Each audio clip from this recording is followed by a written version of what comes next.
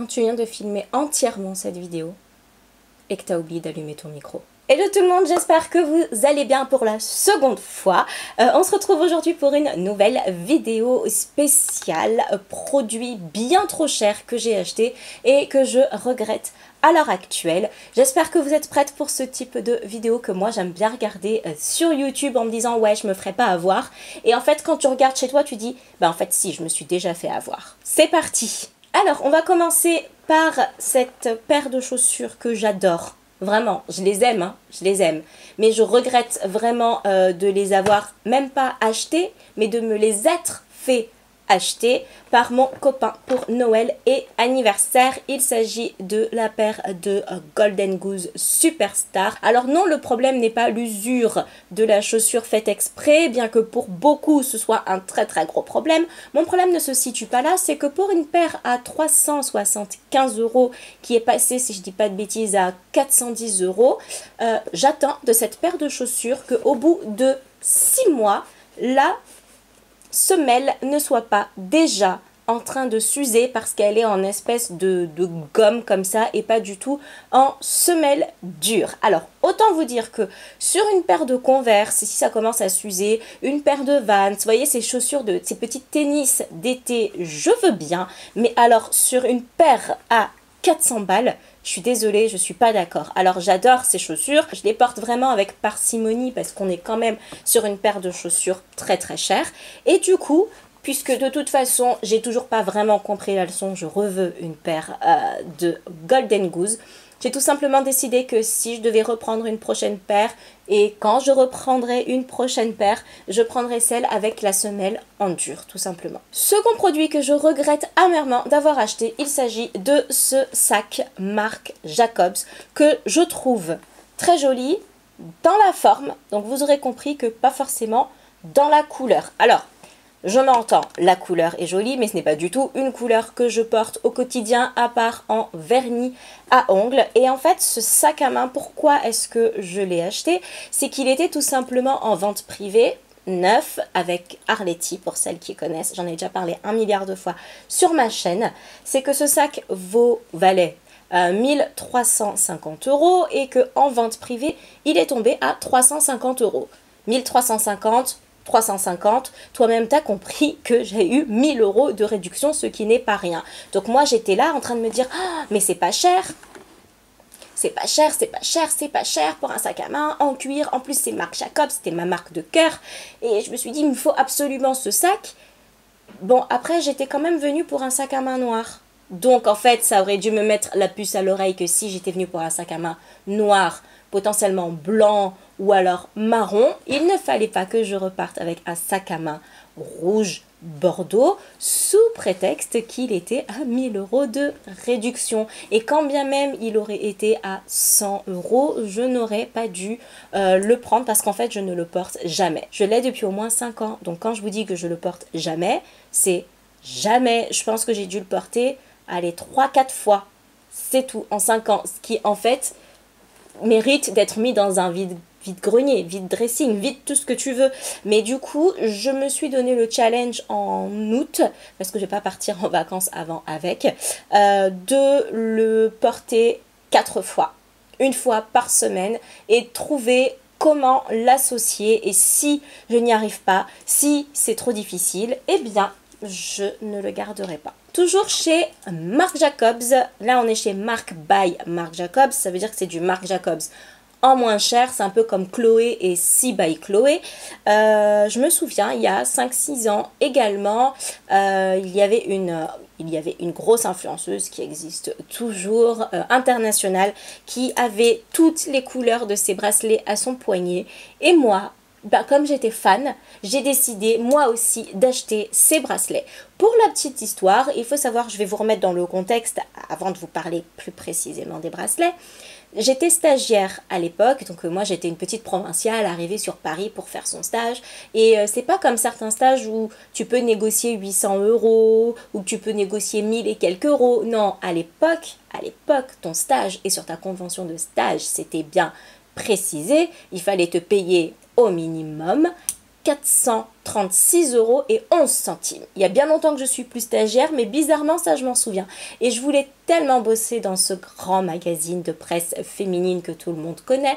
Et je voulais tellement que, en fait, peu importe combien j'étais payée, je voulais absolument y être. Donc maintenant que vous connaissiez mon salaire de l'époque, 436,11 €, quand ton patron voulait bien mettre les 11 centimes, ça c'était pas pour le magazine, c'était pour un autre stage, parce que tu en avais besoin de tes 11 centimes, hein, faut pas se mentir, hein, 11 centimes plus 11 centimes plus 11 centimes, t'avais un café à la machine à café à un moment donné. Donc moi j'y tenais à mes 11 centimes, sachant, voilà, mon budget. Ces bracelets étaient vendus une centaine d'euros, ce qui fait que j'étais en train de m'amputer de un quart de mon salaire pour ces bracelets qui sont, somme toute, ma foi, très jolis. J'avais eu l'intelligence de me dire prends-en un doré pour quand tu as tes bijoux dorés et un argenté quand tu as tes bijoux argentés.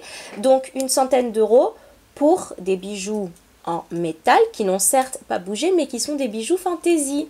Des bijoux fantaisie qui à l'heure actuelle, quand je regarde sur Vestiaire Collective, etc., sont revendus à 30 €, sachant que Vestiaire Collective te prend une marge, il me semble, de 20%, donc autant vous dire qu'en fait il ne vous reste plus rien du tout. En fait ces bracelets d'une part se revendent très mal, de deux j'ai beaucoup de mal à les porter parce que je les trouve un petit peu trop bling bling. Ils commencent à déteindre, ils ont mis du temps quand même, hein. La qualité elle était quand même un peu présente.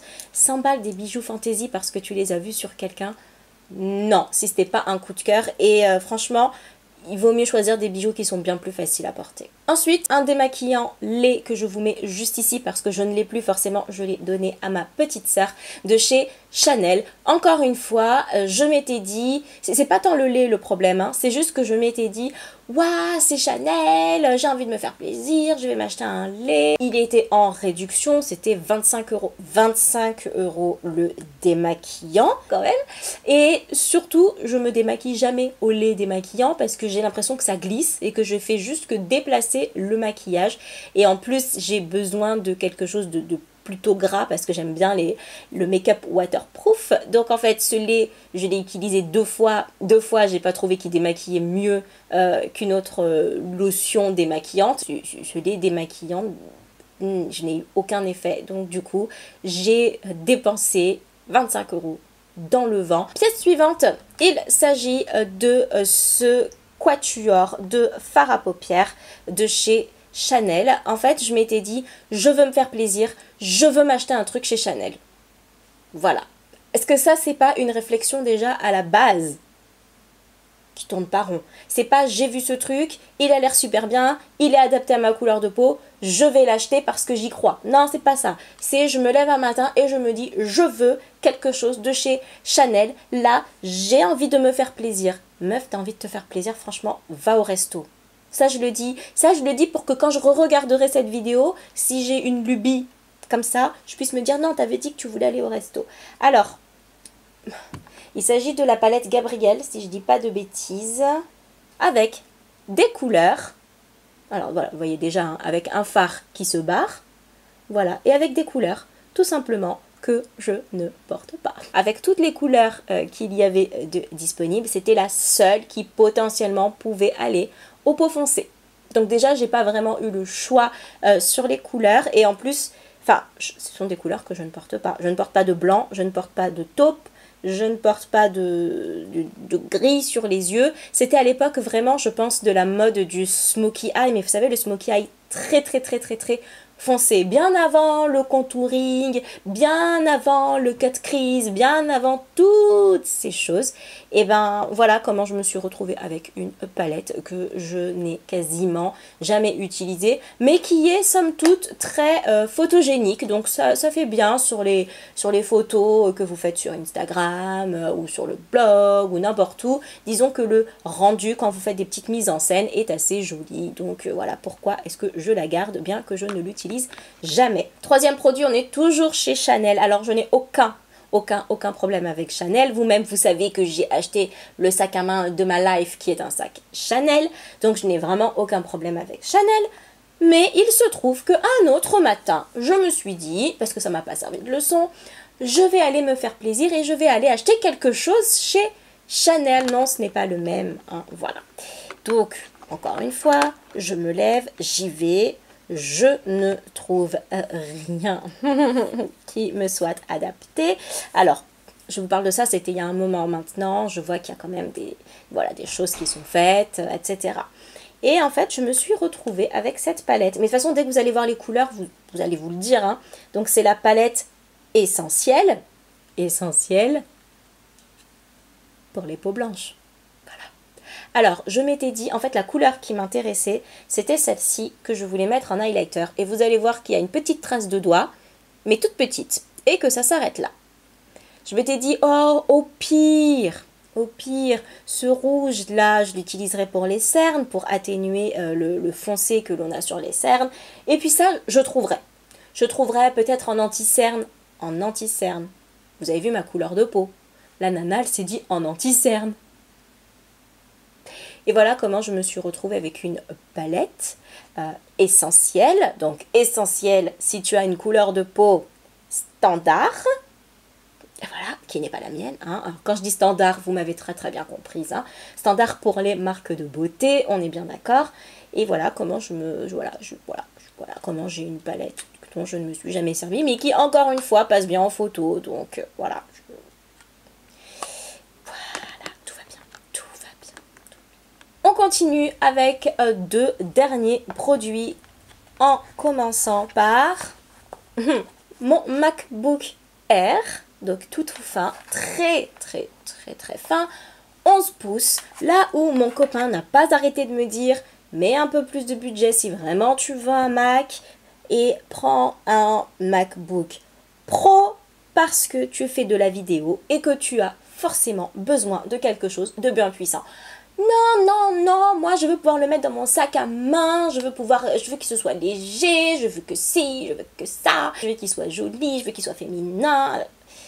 Et voilà comment, lorsque je fais mes montages vidéo, chose que vous ne savez pas, c'est qu'il s'éteint, en fait il se met en pause ou alors il craque complètement 3-4 fois pendant que je fais le montage parce qu'il chauffe trop vite, parce que forcément il n'est pas fait pour faire des montages vidéo. Alors si j'avais pris un Pro ou un Mac qui se rend, enfin vous savez que vous ne pouvez pas emporter avec vous, donc un Mac de bureau branché chez vous, ça aurait été 10 fois plus intelligent. Peut-être que j'aurais dû écouter les conseils de quelqu'un d'avisé, mon copain, qui me dit que ça c'est pas bon pour moi et que pour l'usage que j'en fais, il faut que je choisisse quelque chose de bien mieux. Mais non, moi je voulais qu'il soit beau, je voulais qu'il soit petit, je voulais qu'il rentre dans mon sac à main, je voulais plein de choses. Et en fait, c'est l'enfer à chaque montage vidéo. Comme je vous dis, je mets à peu près 4 heures pour monter une vidéo simple de montage, sauf si lui, il a décidé que non, tous mes fichiers étaient beaucoup trop lourds et que lancer de la vidéo, c'était beaucoup trop compliqué pour lui et qu'il fallait tout simplement que je change d'ordinateur. Surtout qu'à 1000 balles, tu peux faire ce qu'on te demande de faire. Voilà, même si tu es plus petit, mais lorsque vous avez un Mac, il vous faut forcément un iPhone. Oui, bien sûr qu'il vous faut un iPhone parce que c'est très facile de retrouver toutes vos données qui sont sur votre ordinateur, sur votre téléphone. Quand vous mettez à jour des fichiers, etc. sur votre téléphone, ça se met directement à jour sur votre Mac. Donc du coup, c'est génial. En soi, la technologie est très bien pensée et c'est très bien. Le fait est que lui, au bout de 1 an ou 2 ans, je pense que pour tous ceux qui ont des iPhones, c'est exactement la même chose, cette petite bestiole décide de ne pas tenir la charge. Donc tu te balades toujours avec ton chargeur de téléphone en plus dans ton sac si tu n'as pas les deux. Le problème est que toute ma famille est sous, et mon copain avec, est sous iPhone, et c'est tellement plus simple de faire des FaceTime, de s'échanger des fichiers, tout est plus facile si toute une communauté passe à l'iPhone. Et le problème en fait de Apple, c'est que lorsque tu mets le petit pied dedans, en fait t'es foutu. Ne serait-ce que pour les applications, toutes les applications sortent d'abord pour Apple avant d'être développé sur les autres. Toutes les mises à jour se font d'abord sur Apple. Lorsque vous faites des stories sur Instagram, de toute façon, vous voyez très bien quelles sont les blogueuses ou les personnes que vous suivez qui sont sous iPhone et lesquelles sont sous Android, parce que forcément, c'est pas la même chose. Et la batterie ne tient plus, l'appareil photo ne veut plus faire de photos, il faut que j'aille changer de téléphone et je vous laisse imaginer, étant donné que ceci ne me sert pas de leçon, quel est le téléphone que je vais choisir, sachant que les prix des iPhones, en dessous de 600 €, t'en trouves pas. Bien écoutez, cette vidéo est désormais terminée, j'espère qu'elle vous a plu, j'espère que vous avez passé un bon moment en ma compagnie. N'hésitez pas à laisser un commentaire juste en dessous si vous aussi il y a des petites choses que vous regrettez d'avoir achetées, à mettre des petits likes pour m'encourager et surtout à vous abonner. Il suffit tout simplement de cliquer sur s'abonner et d'activer les notifications. C'est la petite cloche que vous trouverez là juste en dessous. Comme ça, vous ne manquerez aucune de mes prochaines vidéos. Je vous embrasse très très fort et je vous dis à très bientôt. Salut!